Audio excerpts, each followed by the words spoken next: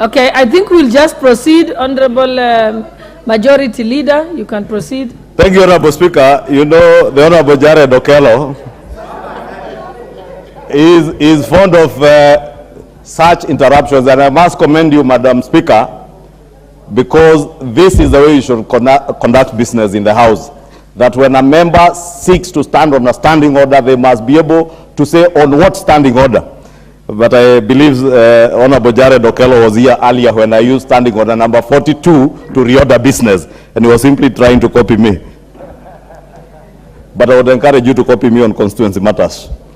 Honorable Speaker, I was saying in terms of matters touching on EACC, the bill further seeks to amend the Leadership and Integrity Acts of 2012, Bill number 19 of 2012, to allow the EACC again to verify the suitability of candidates intending to apply to be appointed to a public entity, and to make recommendation to the recruiting entity on the integrity and suitability of the candidates. Honorable Speaker, you know all that has happened even as we vet cabinet secretaries, principal secretaries, and other state officers.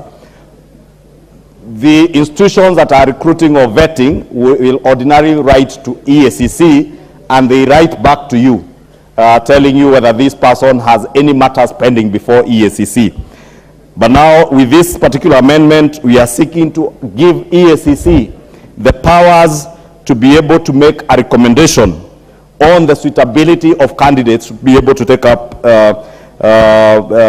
appointment in public offices, Honorable Speaker, so that if EACC, for instance, is not investigating you, but they have information that points to your not being suitable or non-suitability to hold public office. And case example, Honorable Speaker, is probably governors who have been charged, who have been impeached, and maybe never ended up being charged. And in the view of EACC, with credible evidence, those are people who should not be able to hold public office.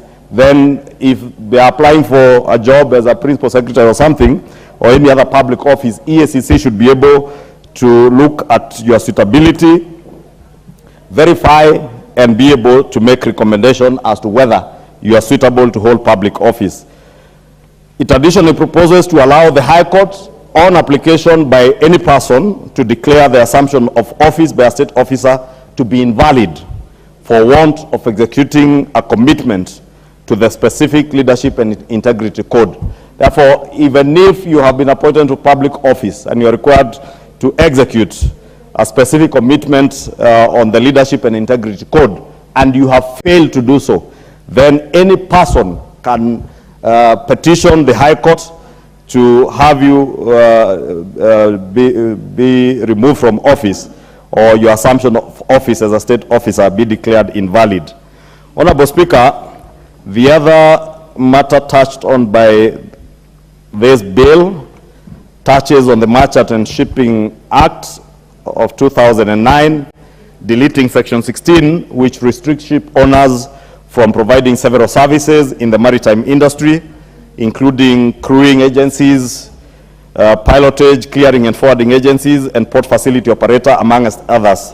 Honorable Speaker, you remember this follows the declaration of the section as an unconstitutional provision in the Shipping Act by the High Court in September of 2020, and this therefore allows the revival of the Kenya National Shipping Line.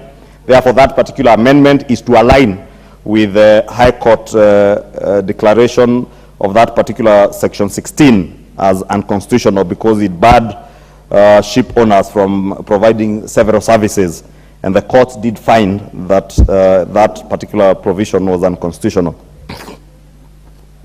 Honorable Speaker, the other act is on the Prevention of Organized Crimes Act of 2010, and the bill seeks to enhance the penalty for organized crimes and to extend the period in which an order obtained in relation to tracing of property shall lapse.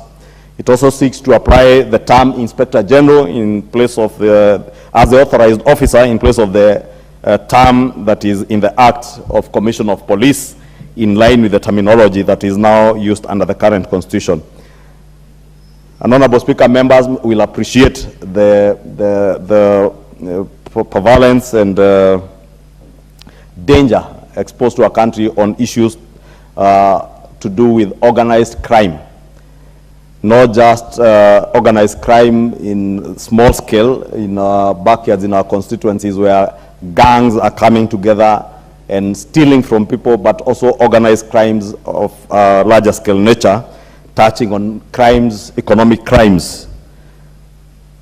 And therefore, the period that was provided for under the Act, Honorable Speaker, was not adequate, and we seek now to extend this period so that if the police have an order that they have obtained for tracing of property from organized crime, including those who are looting from public office, then they will have a longer time to be able to trace such property. Honorable Speaker, the other act being touched on is the Judicial Act, Cap 8 of our laws. And in this particular amendment, Honorable Speaker, we are seeking to increase the number of judges who are serving as Court of Appeal judges from the current 30 to 70 judges. Honorable Speaker, members are aware, because the judiciary has been very keen in taking services closer to the people, that as much as we have been able to devolve the High Court from Nairobi to many of our counties, and the judiciary has worked very hard to ensure that we have courts at least at every county headquarter, and some that are still under construction, and others where judges actually hold stations for the High Court. But the same has not been possible with the Court of Appeal because of the limited number of judges in the Court of Appeal, and this was limited by the number stipulated in the Judicial Act, Cap 8. Therefore, we want to increase that number to 70. Members, you remember, I think in the last elections, there is a matter that went to the Court of Appeal, and the Court of Appeal had to sit at night to be able to deal with that matter a few days, actually I think the day before, just before elections. And if the Court of Appeal had adequate judges, then they'll be able to deal with matters where appellate matters coming from the High Court and other courts in time. Therefore, that particular amendment will just be seeking to increase the number of judges in the Court of Appeal. On the Kenya Roads Board Act, Honorable Speaker, and the Chair, Honorable GK, Chair of Transport and Infrastructure, will bear me witness that the Kenya Roads Board has had a current membership of 13 members. It's actually among us the largest boards in the country, and they want to now align with the Mwongozo policy to be able to have 9 members instead of the current 13 members.